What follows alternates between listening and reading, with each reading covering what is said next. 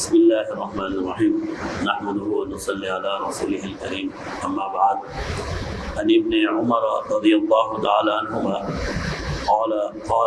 قال سمعت رسول الله صلى الله عليه وسلم يقول من كان يؤمن بالله ورسوله فليؤدي زكاته أو كما قال عليه الصلاة والسلام۔ الحمدللہ یہ نماز ظہر کے بعد جو درس کا سلسلہ ہے، اس میں ہمارے سامنے پیش نظر حکیم الامت حضرت مولانا اشرف علی تھانوی رحمہ اللہ کی کتاب حیات المسلمین ہے، اور اس کتاب میں حضرت تھانوی رحمہ اللہ نے ان صفات کو اور ان اشیاء کو جمع کیا ہے جو ایک مسلمان کی دنیا اور آخرت کی کامیابی کے لیے ضروری ہیں۔ تو آج اس کا ہمارا جو 14واں اصول ہے، اس کے بارے میں انہوں نے عنوان قائم کیا ہے زکوٰۃ کے حکیمانہ رموز۔ ہم سب جانتے ہیں کہ اسلام کے جو بنیادی احکامات ہیں ان میں سے ایک حکم یہ ہے کہ انسان اگر اللہ نے اسے مال اور دولت سے نواز رکھا ہے تو اس مال اور دولت میں ایک مخصوص اگر تعداد کو وہ پہنچ جاتی ہے جسے نصاب کہتے ہیں، تو نصاب ہونے کے بعد اگر اس نصاب میں 1 سال گزر جائے تو پھر اس پر اسے 2.5% زکوٰۃ دینی ہے۔ تو یہ زکوٰۃ کے بارے میں آج عنوان ہے۔ حضرت تھانوی رحمہ اللہ فرماتے ہیں زکوٰۃ بھی نماز کی طرح اسلام کا ایک بڑا رکن، یعنی ایک بڑی شان والا لازمی حکم ہے۔ بہت سی آیتوں میں قرآن کریم میں زکوٰۃ دینے کا حکم اور اس کے دینے کا ثواب اور اس کے نہ دینے کا عذاب مذکور ہے، اور بہت سی آیتیں ایسی ہیں جس میں نماز کے ساتھ ساتھ زکوٰۃ کا بھی حکم دیا گیا ہے۔ یہ سب آیتیں قرآن کریم میں آسانی سے مل سکتی ہیں، اور جو شخص عربی نہ جانتا ہو اس کو ترجمے والے قرآن میں مل سکتی ہیں۔ تو اس لیے اس عنوان کے تحت اب ہم صرف احادیث مبارکہ کا تذکرہ کریں گے۔ پھر انہوں نے حدیث بیان کی جو ہم نے آپ کے سامنے پیش کی۔ حضرت عبداللہ بن عمر رضی اللہ تعالیٰ عنہ فرماتے ہیں کہ میں نے سنا کہ جناب نبی کریم صلی اللہ علیہ وسلم نے ارشاد فرمایا، جو شخص اللہ اور اس کے رسول صلی اللہ علیہ وسلم پر ایمان رکھتا ہے اسے چاہیے کہ اپنے مال کی زکوٰۃ ادا کرے۔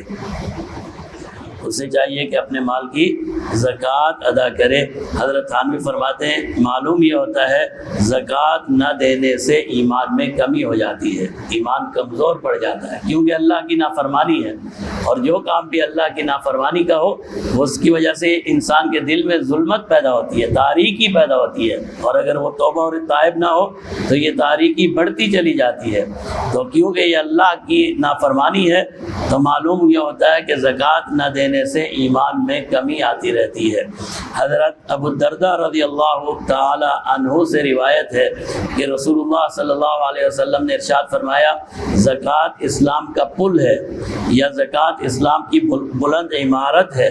اگر زکوٰۃ نہ دے تو اسلام پر چل نہیں سکتا، یا یہ کہ وہ اسلام کے نیچے درجے میں رہ جاتا ہے۔ جس طرح ہر چیز میں ترقی ہوتی ہے اسی طرح ایمان میں بھی ترقی ہوتی ہے، اسلام میں بھی ترقی ہوتی ہے۔ جیسے جیسے انسان اعمال صالحہ کرتا چلا جاتا ہے اس کا ایمان میں اضافہ ہوتا چلا جاتا ہے۔ زکوٰۃ نہیں دی تو ایمان ایک جگہ رکا رہتا ہے۔ حضرت تھانوی فرماتے ہیں اس سے زکوٰۃ کا کتنا بڑا درجہ ثابت ہوتا ہے، اور معلوم ہوتا ہے کہ زکوٰۃ نہ دینے سے مسلمانی میں، اسلام میں بڑا نقصان ہو جاتا ہے۔ اس لیے کوشش کرنی چاہیے کہ اگر زکوٰۃ بن رہی ہے تو پابندی کے ساتھ اور دیانت کے ساتھ زکوٰۃ ادا کی جائے۔ حضرت جابر بن عبداللہ سے روایت ہے، رسول اللہ صلی اللہ علیہ وسلم نے فرمایا، جس شخص نے اپنے مال کی زکوٰۃ ادا کر دی اس مال کی برائی جاتی رہی، یعنی زکوٰۃ نہ دینے سے اس مال میں جو نحوست اور گندگی آ جاتی ہے زکوٰۃ دینے کے بعد وہ باقی نہیں رہتی، اللہ اس مال میں برکت پیدا کر دیتے ہیں۔ لیکن اس میں ایک بات یہ سمجھنے کی ہے کہ زکوٰۃ جو ہے یہ بذات خود عبادت ہے۔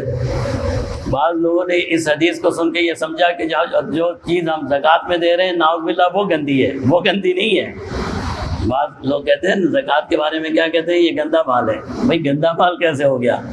جو اللہ کے راستے میں دیا جا رہا ہے اس سے اچھا مال کیا ہو سکتا ہے؟ تو یہ ہمارا زکوٰۃ کی وجہ سے مال کی نحوست ختم ہو جاتی ہے، یہ الگ بات ہے، لیکن اس کا مطلب یہ نہیں ہے کہ جو زکوٰۃ میں مال دیا وہ نحوست والا تھا، نعوذ باللہ، اس سے زیادہ بابرکت تو کوئی ہو نہیں سکتا جو ہم نے اللہ کے راستے میں دیا ہے۔ تو زکوٰۃ کو گندا مال نہیں کہنا چاہیے، زکوٰۃ بابرکت ہے، اور اسی کی برکت سے دوسرا مال بھی،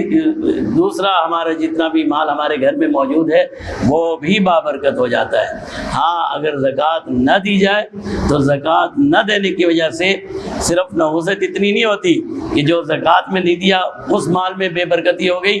کل مال میں بے برکتی ہو جاتی ہے، سارے مال میں اللہ کی نافرمانی کی وجہ سے بے برکتی ہو جاتی ہے۔ حضرت عبداللہ بن معاویہ رضی اللہ تعالیٰ عنہ سے روایت ہے، رسول اللہ صلی اللہ علیہ وسلم نے فرمایا 3 کام ایسے ہیں جو شخص ان کو کرے گا ایمان کا مزہ ضرور چکھے گا، صرف اللہ کی عبادت کرے اور یہ عقیدہ قائم کر لے کہ اللہ کے علاوہ کوئی عبادت کے لائق نہیں ہے، اور اپنے مال کی زکوٰۃ ہر سال اس طرح سے دے کہ زکوٰۃ دیتے ہوئے اس کا نفس خوش ہو اور آمادگی کے ساتھ، خوشی کے ساتھ زکوٰۃ دیتا ہو۔ زکوٰۃ کوئی ٹیکس نہیں ہے نعوذ باللہ، یا کوئی تاوان نہیں ہے، یہ اللہ کے راستے میں ایک عبادت ہے، تو زکوٰۃ کو خوشی کے ساتھ دینا چاہیے۔ بعض لوگ زکوٰۃ تو دیتے ہیں، زکوٰۃ دے بھی رہے اور ساتھ ساتھ ان کے دل میں تنگی بھی ہو رہی ہے، منہ بھی بنا رہے ہیں اور دل تنگ ہو کے دے رہے ہیں، تو یہ تو وہی محاورہ ہو گیا کہ 100 جوتے بھی کھائے 100 پیاز بھی کھائے۔ بھائی جب زکوٰۃ دینی ہے تو بھائی خالص نیت کے ساتھ، خوشی کے ساتھ دو کہ اللہ نے مجھے اس قابل کیا ہے کہ میں لوگوں کی مدد کر سکتا ہوں۔ تو دل کی تنگی نہیں ہونی چاہیے زکوٰۃ دیتے وقت، یہ کوئی ٹیکس نہیں ہے، یہ کسی جابر حکمران کا تاوان نہیں ہے جو آپ دے رہے ہیں، یہ اس خالق اور مالک نے آپ کے اوپر لازم کیا ہے جس نے کل مال آپ کو عطا کیا ہے، تو دل کی خوشی کے ساتھ زکوٰۃ دینی چاہیے۔ زکوٰۃ کا مرتبہ تو اس حدیث سے ظاہر ہوا کہ آپ صلی اللہ علیہ وسلم نے زکوٰۃ کو توحید کے ساتھ ذکر فرمایا ہے، اور اس کا اثر بھی اس حدیث سے پتہ چلتا ہے کہ زکوٰۃ دینے سے ایمان کی حلاوت محسوس ہوتی ہے اور نیک اعمال میں مزہ آنے لگتا ہے، نیک اعمال انسان دل کے ساتھ کرنے لگتا ہے۔ حضرت ابو ہریرہ رضی اللہ تعالیٰ عنہ فرماتے ہیں کہ رسول اللہ صلی اللہ علیہ وسلم نے فرمایا کوئی شخص ایسا نہیں ہے جس کے پاس سونا ہو یا چاندی ہو اور پھر وہ اللہ معاف فرمائے اس کی زکوٰۃ نہ دیتا ہو، مگر جب وہ قیامت کے دن آئے گا اس شخص کے لیے یہ عذاب ہوگا کہ اس سونے اور چاندی کی تختیاں بنا لی جائیں گی اور پھر ان تختیوں کو جہنم کی آگ میں تپایا جائے گا، پھر اس کے پہلو پیشانی اور پشت کو، کمر کو داغا جائے گا۔ جب وہ تختیاں ٹھنڈی ہونے لگیں گی تو دوبارہ ان کو جہنم کی آگ میں گرم کیا جائے گا، اور یہ اس دن میں ہوگا جس کی مقدار 50,000 برس ہوگی، یعنی قیامت کے دن۔ تو اس حدیث سے پتہ چلتا ہے، اللہ ہم سب کی حفاظت فرمائے، کہ زکوٰۃ نہ دینے والے کی سزا قیامت کے دن سے ہی شروع ہو جائے گی، قبر میں بھی ہوگی لیکن قیامت کے دن سے ہی شروع ہو جائے گی، بعد میں وہ جہنم میں جائے گا، اس سے پہلے ہی وہ اپنی زکوٰۃ نہ دینے کا عذاب چکھتا رہے گا، جب تک وہ حساب اور کتاب کے لیے کھڑا رہے گا وہاں پر بھی اس کو سزا ملتی رہے گی۔ اللہ تعالیٰ ہم سب کی حفاظت فرمائے۔ حضرت عبداللہ بن مسعود رضی اللہ تعالیٰ عنہ فرماتے ہیں کہ رسول اللہ صلی اللہ علیہ وسلم نے جس طرح ہمیں نماز پابندی سے ادا کرنے کا حکم دیا، اسی طرح زکوٰۃ دینے کا حکم بھی، پابندی سے زکوٰۃ دینے کا حکم بھی دیا ہے، اور جو شخص زکوٰۃ نہیں دیتا اس کی نماز بھی قبول نہیں ہوتی۔ نماز قبول نہیں ہونے کا یہ مطلب نہیں ہے نعوذ باللہ کہ نماز اللہ کی بارگاہ میں قبول نہیں ہوئی۔ ہر عمل اپنی جگہ بہرحال اہمیت رکھتا ہے، ایک گناہ سے دوسرے نیک عمل میں کوئی فرق نہیں پڑتا۔ یہ نہیں ہے کہ نماز قبول نہیں ہوئی، مطلب یہ ہے کہ نماز کا پورا جو اس کو اجر اور ثواب ملنا چاہیے تھا وہ پورا اجر اور ثواب نہیں ملا۔ نماز کا پورا اجر اور ثواب کیا تھا؟ یہ شخص فوراً جنت میں چلا جاتا، لیکن نماز کا پابند ہے، زکوٰۃ کا پابند نہیں ہے، تو اب نماز کا پورا اجر اسے نہیں ملا، جنت میں نہیں جائے گا جب تک کہ اپنی زکوٰۃ نہ دینے کا عذاب نہ چکھ لے۔ تو مطلب تو یہی ہوا نا کہ نماز کا فائدہ نہیں ہوا، فائدہ تو اپنی جگہ ہے لیکن وہ فائدہ نہیں ہوا جو ہونا چاہیے۔ یہ بالکل اسی طرح ہے جس طرح احتیاط اور دوا ہے، ایک انسان دوا تو پیتا ہے لیکن احتیاط نہیں کرتا، تو ہم کہتے ہیں تجھے دوا کا فائدہ نہیں ہوا۔ فائدہ تو ہو رہا ہوتا ہے لیکن اس تیزی سے نہیں ہو رہا ہوتا جس تیزی سے ہونا چاہیے۔ تو نماز کا اگر آپ فائدہ لینا چاہتے ہیں تو نماز کے ساتھ زکوٰۃ بھی ادا کریں، تمام اللہ کے احکامات کو پورا کریں، پھر ہر عمل آپ کے لیے فائدہ مند ہے۔ اور اگر بعض اعمال لے لیے اور بعض اعمال نہیں لیے تو پھر یہ ہوتا ہے کہ اس عمل کا بدلہ تو اسے ملے گا لیکن دوسرے اعمال نہ کرنے کا گناہ بھی اس کو ساتھ ساتھ مل رہا ہے۔ حضرت عمارہ بن حزم رضی اللہ تعالیٰ عنہ سے روایت ہے کہ رسول اللہ صلی اللہ علیہ وسلم نے فرمایا لا الہ الا اللہ محمد الرسول اللہ، اس کلمہ طیبہ پر ایمان لانے کے علاوہ اللہ تعالیٰ نے اسلام میں 4 اور چیزیں بھی فرض کی ہیں، بس جو شخص ان میں سے 3 کو ادا کرے تو وہ اس کو پورا فائدہ نہیں دیں گی جب تک کہ پوری 4 چیزیں ادا نہ کر دے، یعنی زکوٰۃ، نماز، زکوٰۃ، رمضان کے روزے اور بیت اللہ کا حج۔ تو یہ 4 بڑے اعمال ہیں، ایمان 5واں بڑا عمل ہے، وہ تو بنیاد ہے۔ یہ 5 اعمال اگر انسان نے توفیق دی ہے اور اگر اللہ نے کسی کو اتنا قابل کیا ہے تو ہمیں اللہ کا شکر ادا کرنا چاہیے کہ اللہ نے ہمیں اتنا قابل کیا کہ ہم 5 ارکان اسلام ادا کر سکتے ہیں۔ ہم پر حج بھی فرض ہے، اللہ کا شکر ادا کریں۔ حج کر لیا تو بہت اچھی بات ہے، نہیں کیا تو جلدی کرنی چاہیے۔ اگر مال ہے، حج فرض ہے، حج کیجئے، زکوٰۃ ادا کیجئے، رمضان کے روزے رکھیے اور نماز پڑھتے رہیے۔ جس نے یہ 4 اعمال کر لیے اور پھر ساتھ ساتھ لا الہ الا اللہ محمد الرسول اللہ پر پختہ ایمان رکھا تو یقیناً وہ دنیا میں بھی کامیاب ہو گیا اور آخرت میں بھی کامیاب ہو گیا۔ حضرت عبداللہ بن عمر رضی اللہ تعالیٰ عنہ فرماتے ہیں کہ رسول اللہ صلی اللہ علیہ وسلم نے فرمایا نماز تو پڑھ لیتا ہے اس لیے کہ وہ سب کے سامنے ظاہر ہونے والی چیز ہے، اس کو تو نے قبول کر لیا۔ نماز تو ہم اس لیے پڑھ لیتے ہیں کہ بھائی پڑوسی دیکھے گا بولے گا یہ نماز میں نہیں آیا، استاد دیکھے گا شاگرد کو کہے گا بھائی نماز میں کدھر تھے، نظر آ جاتا ہے نا۔ تو فرمایا تو نماز تو پڑھ لی لیکن تو نے اللہ کے لیے نہیں پڑھی، تو نے لوگوں کے لیے پڑھی ہے کہ بھئی لوگ نہ دیکھ لیں۔ اور زکوٰۃ کیونکہ پوشیدہ چیز ہے اس کو تو کھا جاتا ہے، حقداروں کو نہیں دیتا، فرمایا ایسے لوگ منافق ہیں۔ اب زکوٰۃ تو مجھے نہیں پتا نا کہ آپ نے زکوٰۃ دی ہے یا نہیں دی، مجھے آپ کو نہیں پتا کہ میں نے زکوٰۃ دی ہے کہ نہیں دی،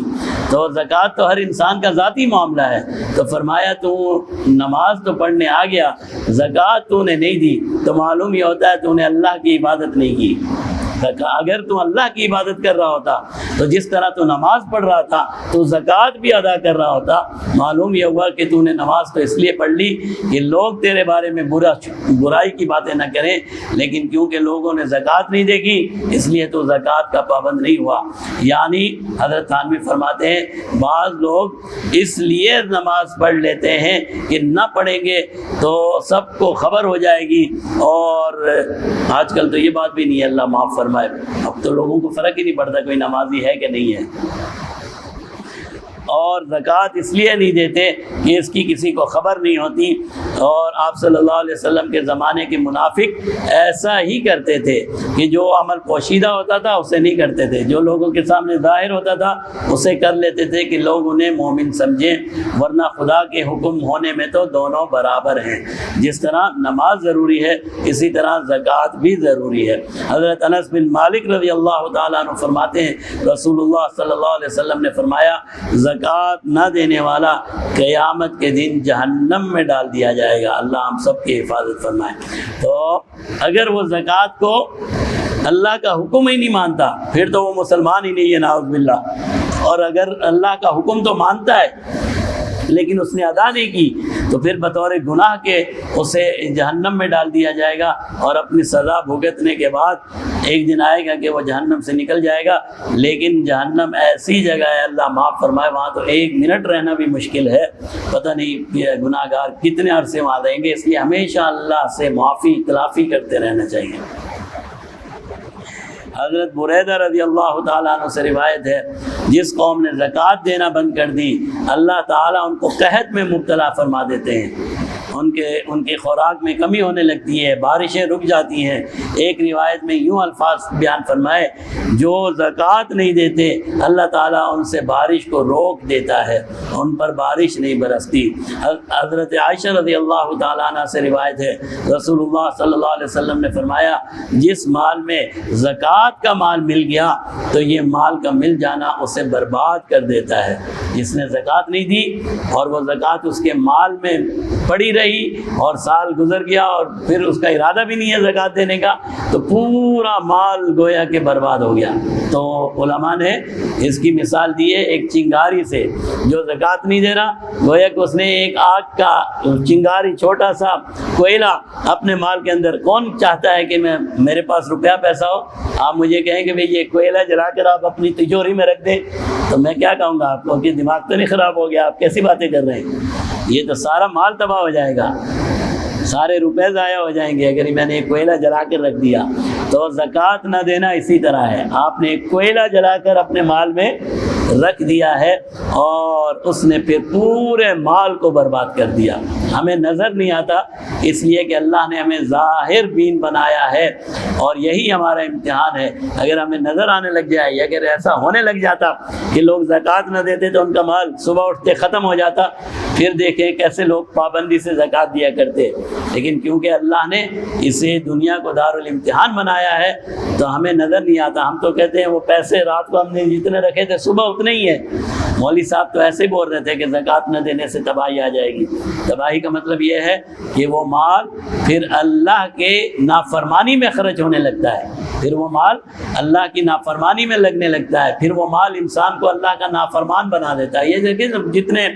ہم گناہ کے کام کرتے ہیں وہ صرف اس لیے ہیں کہ اللہ نے مال اور دولت دے رکھا ہے اور ہم نے اس کی قدر نہیں کی، پھر نتیجہ یہ نکلتا ہے کہیں اسراف ہو رہا ہے، کہیں کیا ہو رہا ہے، کہیں کیا ہو رہا ہے، ناچ گانے ہو رہے ہیں اور شادی بیاہ میں طرح طرح کی رسمیں ہو رہی ہیں۔ یہ سب مال کا ضیاع ہے، اور یہ کیوں ہے؟ کیونکہ ہم نے مال میں اللہ کے احکامات کو پورا نہیں کیا، ورنہ ہمارا مال بھی اسی طرح اللہ کے دین کے کام آتا جس طرح صدیق اکبر، جس طرح عثمان غنی، جس طرح عبد الرحمن بن عوف، ان لوگوں کا مال اللہ کے دین کے کام آیا۔ ہمارا مال اللہ کے دین کے کام نہیں آ رہا کیونکہ ہم نے مال اور دولت میں کی قدر نہیں کی اور اس میں جو اللہ کے حقوق ہیں اس کو ادا نہیں کیا۔ زکوٰۃ ملنا یہ ہے کہ مال میں زکوٰۃ فرض ہو گئی اور اس نے زکوٰۃ نہ نکالی، اور برباد ہونا یہ ہے کہ یہ نہیں ہے کہ وہ مال جاتا رہے، یا اس کی برباد ہونا یہ بھی ہے کہ مال جاتا رہے اور یہ بھی ہے کہ اس کی برکت جاتی رہے، برکت نہ رہے، جیسے کہ اگلی حدیث میں ہم نے پڑھ لیا تھا، پچھلی حدیث میں پڑھ لیا تھا۔ تو حضرت تھانوی رحمہ اللہ فرمائے چاندی، سونا، روپے کی شکل میں ہو، نوٹ کی شکل میں ہو، اپنے قبضے میں ہو یا کسی کے ذمہ ادھار پر ہو جس کا ثبوت موجود ہو، یا ادھار دینے والا اقرار کرتا ہو اور اس پیسے کو واپس ملنے کی امید ہے۔ اسی طرح اگر کسی کے پاس چاندی کی چیزیں ہوں اور اس کا وزن 54.5 تولے 52 تولے کے برابر ہو جائے، اور چاندی کے ساتھ کچھ سونا بھی ہو اور سونے کے دام چاندی کے ساتھ مل کر 52 توڑے کے برابر ہو جائیں، جس دن سے ان چیزوں کا مالک ہوا ہے ایک اسلامی سال گزرنے کے، اس میں بھی ذرا احتیاط کرنی چاہیے کہ زکوٰۃ واجب ہوتی ہے اسلامی اعتبار سے، تو ہمیں اسلامی تاریخ کو یاد کرنا چاہیے۔ اگر اسلامی تاریخ یاد نہ رہے تو کم سے کم مہینہ یاد رکھ لینا چاہیے۔ مثال کے طور پر میں ربیع الاول میں میرے پاس اتنا مال ہو گیا کہ اس پر زکوٰۃ ہونی چاہیے۔ اب 14 ربیع الاول، 15 ربیع الاول، 18 ربیع الاول یہ نہ بھی یاد رہے تو کم سے کم ربیع الاول یاد رہ جائے۔ جب اگلے سال ربیع الاول آئے گا تو آپ کو زکوٰۃ دینی چاہیے، جتنا مال آپ کے پاس بچ گیا آپ کو زکوٰۃ دینی چاہیے۔ آج کل ہم نے جو ہے نا وہ انگریزی مہینے کو، انگریزی مہینہ بھی ٹھیک ہے، ہم نے جنوری فروری اس کا اعتبار کر لیا ہے، اس میں پھر کوتاہی یہ ہوگی کہ کیونکہ یہ دن میں فرق ہوتا ہے، تو جب یہ سال بڑھتے چلے جائیں گے تو ایک دن آئے گا کہ پورے ایک سال کی زکوٰۃ باقی رہ جائے گی۔ ہر سال 10 دن کا فرق پڑے گا، تو جب 365 دن کا فرق آ جائے تو ہمیں پھر ڈبل زکوٰۃ دینی چاہیے، کیونکہ اسلامی دین اسلامی مہینوں کا اعتبار کرتا ہے، یہ عیسوی کا اعتبار نہیں کرتا۔ تو دوسری چیز جس پر زکوٰۃ فرض ہے وہ تجارت کا مال ہے. تجارت کا مال ہے، جتنی اس کی قیمت اگر اس قیمت کے برابر ہو گئی جو 52.5 تولہ چاندی ہے تو اس تجارت کے مال میں بھی زکوٰۃ دینی چاہیے. حضرت تھانوی رحمہ اللہ فرماتے ہیں اور تیسری چیز جس پر زکوٰۃ ہوتی ہے وہ جانور ہیں، جیسے اونٹ، گائے، بھینس، بھیڑ، بکریاں، جن کو صرف دودھ اور بچے حاصل کرنے کے لیے پالا گیا ہو اور وہ جنگل. بہرحال یہ مسائل ہیں اور ہمارا طریقہ یہ ہوتا ہے کہ مسائل نہ بیان کیے جائیں عمومی، کیونکہ لوگوں کو سمجھنے میں ذرا دشواری ہوتی ہے، تو ذرا فضائل کی طرف ہم زیادہ توجہ رکھتے ہیں. تو یہ موٹی موٹی باتیں ہیں جس کو حضرت تھانوی رحمہ اللہ بیان فرماتے ہیں کہ ان چیزوں پر انسان کو زکوٰۃ دینی چاہیے. اور آخر میں فرماتے ہیں بہتر طریقہ یہ ہے کہ زکوٰۃ کی ادائیگی کے لیے کسی عالم سے رجوع کر لے اور جس طریقے سے وہ بتائے اس طریقے سے زکوٰۃ کا حساب لگا کر زکوٰۃ نکال دیں. کیونکہ بعض اوقات ایسا بھی ہوتا ہے کہ ہمارا حساب کتاب غلط ہو جاتا ہے. بہت سی چیزیں جن پر زکوٰۃ نہیں ہوتی ہم ان پر بھی زکوٰۃ دے رہے ہوتے ہیں، اور بہت سی چیزیں جن پر زکوٰۃ ہونی چاہیے ہم ان پر زکوٰۃ نہیں دے رہے ہوتے. تو جب زکوٰۃ دینی ہی ہے تو پہلے کسی عالم سے رابطہ کر کے پوچھ لیا جائے. تو پھر فرماتے ہیں مسلمانوں کی زیادہ تر ظاہری اور باطنی پریشانیوں کی وجہ افلاس ہے، مال کا کم ہونا ہے، اور زکوٰۃ اس کا علاج ہے. زکوٰۃ اس کا علاج ہے. اگر انسان زکوٰۃ کا پابند ہو جائے تو اللہ کے فضل سے مال محفوظ ہو جاتا ہے. اگر مالدار انسان فضول خرچی نہ کرے اور صحت اور عافیت ہو تو برابر محنت کرتا رہے اور معذور لوگوں کو زکوٰۃ سے امداد کرتا رہے تو مسلمانوں میں ایک شخص بھی ننگا اور بھوکا نہ رہے. ہمارا المیہ یہ بھی ہے کہ ہم ہٹے کٹے اور صحت مند لوگوں کو بھی زکوٰۃ دیتے رہتے ہیں. ہاں ایک شخص ہے جو کثیر العیال ہے، جس کے بچے بہت زیادہ ہیں اور اس کی آمدنی اتنی نہیں ہے کہ اس کی آمدنی اس کے لیے کافی ہو جائے تو وہ زکوٰۃ لے تو سکتا ہے، لیکن ہمیں کوشش کرنی چاہیے ضعیف، کمزور، غرباء اس طرح کے لوگوں کو ہم زکوٰۃ دیں. تو یہ حضرت تھانوی رحمہ اللہ نے بیان فرمایا، اور ساتھ ہی اس کے یہ بھی بیان فرمایا کہ ان مسلمانوں کے لیے مناسب یہ ہے کہ وہ فضول بیٹھنے کے بجائے محنت مزدوری کا کام کریں. آج کل ہمارے نوجوانوں کا یہ بھی ایک المیہ ہے کہ ہم کہتے ہیں جب تک ہمیں ہماری پسند کی نوکری نہیں مل جاتی یا پسند کا کام نہیں مل جاتا اس وقت ہم کام ہی نہیں کرتے. صحیح طریقہ یہ ہے جو نوکری مل رہی ہے اس کو اختیار کر لیا جائے اور ساتھ ساتھ اپنی من چاہی نوکری کو بھی تلاش کرتے رہیں. جب آپ کو وہ مل جائے اس ملازمت سے استعفیٰ دے کے اس ملازمت میں شفٹ ہو جائیں تاکہ آپ کو کسی سے مانگنے کا یا اپنے والدین پر بوجھ نہ بنے. ہم کیا کرتے ہیں نوجوان فارغ ہو کے گھومتے رہتے ہیں نوکری مل رہی. نوکریاں اتنی ہیں ہماری پسند کی نوکری نہیں مل رہی. آپ یوں کہیں میری پسند کی نوکری نہیں مل رہی، یہ نہ کہیں کہ نوکری نہیں مل رہی. نوکریاں تو بہت ہیں، تو نوکری کر لیں، تجارت شروع کر دیں، کوئی کاروبار شروع کر دیں. فارغ نہ بیٹھیں، کیونکہ فارغ بیٹھے رہنے سے انسان کے اندر مایوسی پیدا ہوتی ہے اور پھر یہ مایوسی ہمیں جرائم کی طرف لے جاتی ہے. جرم نہ بھی ہو تو کم سے کم سست تو ضرور بنا دیتی ہے. جو ایک اندر